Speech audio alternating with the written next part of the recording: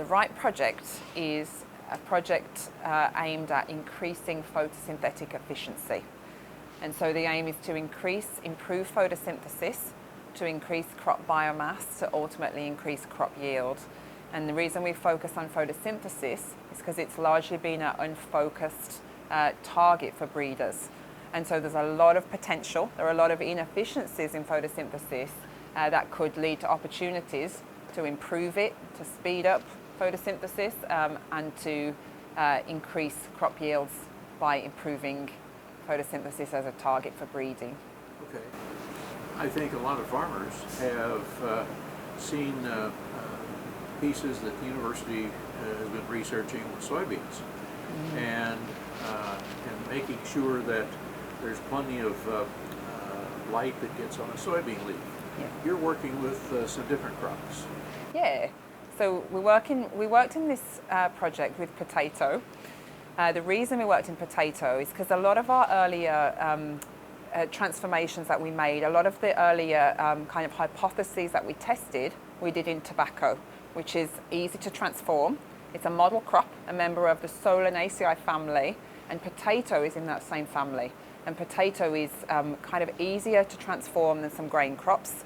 So potato was the first kind of target food crop that we transformed because we knew we could do it quickly and we knew we could get a food crop with the pathway into field trials.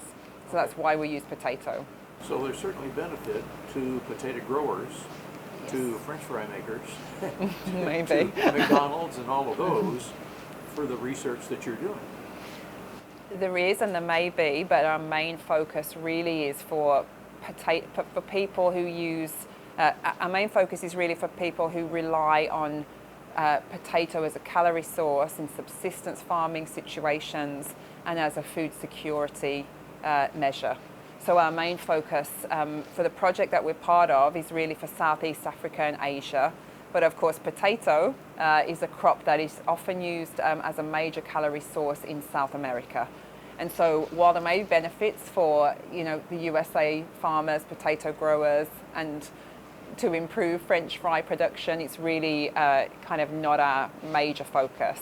Our focus is to improve crops for people that really rely on those crops as a major calorie source. Okay. But the interesting part that I didn't realize is that you can take your technology that you are developing and transfer it to other crops, such as soybeans, or what other crops can you do that to? Exactly. So we already have the same pathway in soybean, and we've done a couple of years of field testing. So we have it in soy, and we're excited to see the results and if the pathway responds in the same way as it did in potato to increase yields in soy. We're also working in cowpea.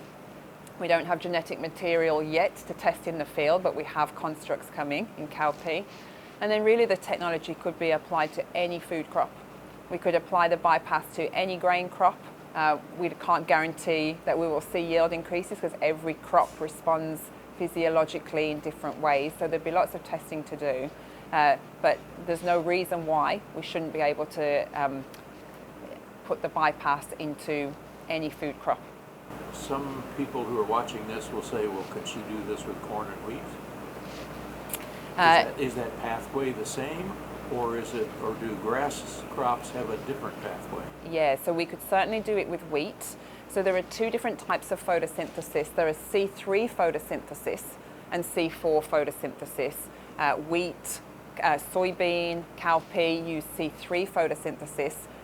Maize and corn use C4 photosynthesis. And there's a little more opportunity in C3 crops to improve the pathway. There is more photorespiration in C3 crops, so in crops like wheat and soybean.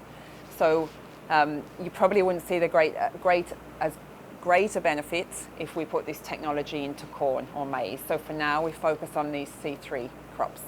I think farmers would be happy to see more yield on soybeans anyway, if they can toe the mark.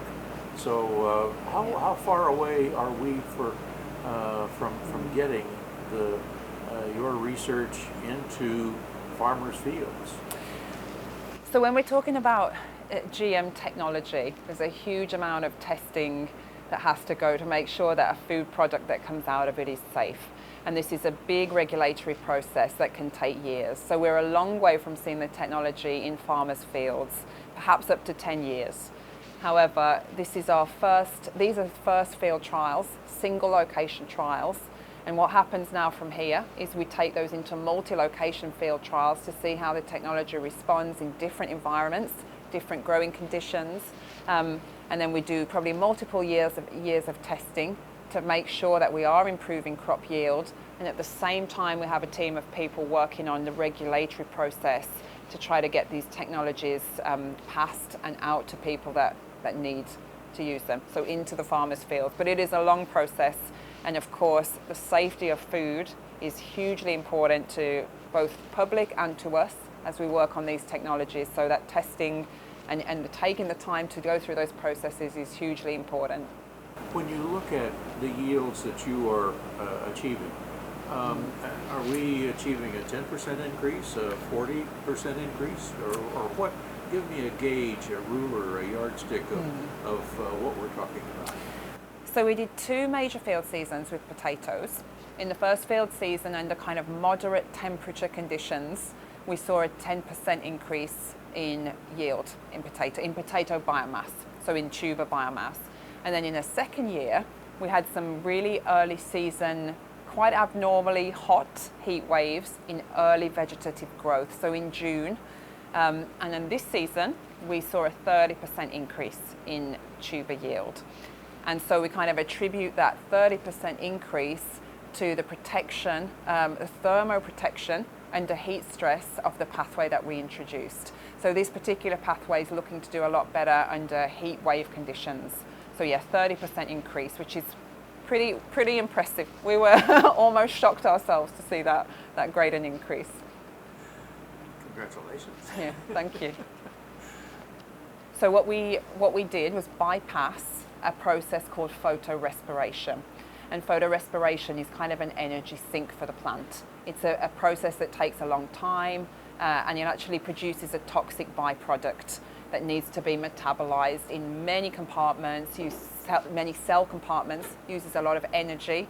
And so we kind of bypass that, we shortcut that process to save energy and to allow improvements in photosynthesis by bypassing photorespiration.